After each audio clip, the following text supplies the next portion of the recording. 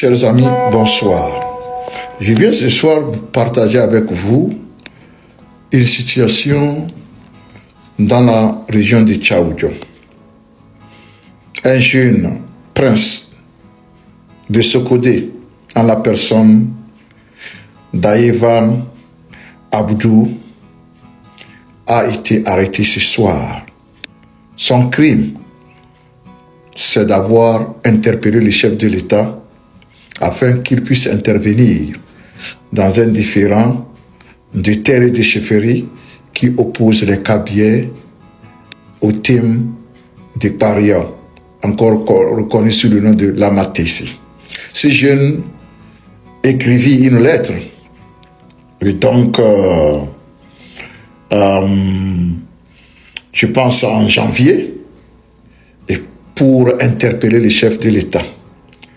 J'ai voulu la teneur de la lettre, au moins une partie de la lettre, avant de poursuivre mon intervention.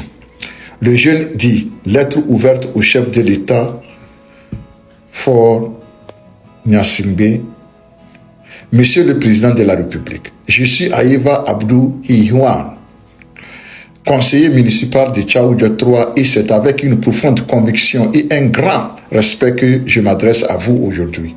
Je viens devant vous, non seulement en tant que représentant des citoyens de Tchaoudjo 3, mais aussi en tant que défenseur de la justice et de la préservation de nos traditions. Nous vivons une situation d'injustice grave dans la préfecture de Tchaoudjo, précisément à Pario, où le titre de chef canton a été usurpé par nos frères d'ethnie Kabyais, alors que ce titre revient légitimement au thème. Cette situation ne relève pas seulement d'un conflit local, mais touche le cœur même de notre identité, de nos coutumes et de notre droit historique. Quelques années auparavant, l'ancien ministre de l'administration territoriale que vous voyez derrière moi, M. Paya Doa Boukessi, avait proposé une solution qui, bien que bien intentionnée, était une injustice. La proposition de rotation de pouvoir de chef canton entre Kabyais, Kotoko et Thème, qui ont toujours été les garants de la royauté dans cette région. Aucun Thème ne peut se revendiquer la chefferie à Kara, à Anéon, à Takwame, et j'en passe, même s'il domine une localité dans une telle région. Il ne s'agit pas d'un simple conflit de leadership, mais d'une question de justice historique. Le trône doit revenir au Thème car Pario est un territoire Thème. Depuis, la gestion des terres locales qui fait partie intégrante de nos traditions doit revenir au Thème qui en sont les garants. Monsieur le Président, je me permets donc de solliciter votre intervention directe et bienveillante pour rétablir la vérité et la justice dans cette affaire. Nous n'avons pas seulement besoin de votre autorité pour résoudre ce conflit, mais également de votre engagement à respecter les droits et les valeurs de chaque communauté du pays. Je ne peux pas continuer parce que la lettre est un peu longue, mais voici en substance ce que le jeune a écrit. Et ce soir, sous l'ordre du préfet, la gendarmerie est allée arrêter le jeune et depuis il se trouve aux mains de cette gendarmerie-là. Ici, je vais dire tout simplement que soit M. Faure Gnassingbé ne maîtrise pas le Togo qu'il prétend gouverner, ou bien carrément, il est complice. Parce que dans cette lettre-là, je n'ai pas vu un seul instant où le jeune a manqué quelque respect que ce soit ni au chef de l'État, ni à qui que ce soit. Au contraire, il essaie de les sensibiliser par rapport aux dangers qui hantent les populations de cette localité par rapport à l'injustice qui continue de prévaloir. Monsieur Boukessi, que vous voyez derrière moi, fait partie des extrémistes kabyais qui sont prêts à mettre le Togo à feu et à sang pour garder les avantages qu'ils ont. Donc, la solution proposée par M. Boukessi, qui est derrière moi, c'est une proposition d'injustice. Parce qu'aucun thème où aucun évêque, aucun bassar ne pourra aller à Tchaou, à Yadeba ou à Pia prétendre n'est-ce pas, faire la rotation de chefferie avec un cabier. Ça n'existe pas. Si un thème le faisait à Yadebao, c'est de l'injustice. Si un neveu le faisait à Pia, c'est de l'injustice. Parce que chaque communauté est régie par des lois locales qui sont claires. Donc, on ne peut pas aller usurper. Vous pouvez vivre en harmonie avec des gens, mais il ne faut pas prendre ce qui appartient aux gens originaux de la localité. Dans Elavagnon, c'est le bordel que Biteno est en train de foutre là-bas. Il fait partie de ces extrémistes-là. Ici, écoutez-moi bien, je m'adresse aux extrémistes kabiers, qui ne sont peut-être que moins d'1% des kabiers. Parce que les bons kabiers sont près de 99,99% qui veulent vivre en paix, en harmonie avec leurs frères et sœurs des localités où ils se trouvent. Parce que le Togo est un et indivisible. Mais chacun doit respecter ce qui se passe dans la localité où ils sont accueillis comme, n'est-ce pas, étrangers, pour vivre en harmonie avec les autochtones.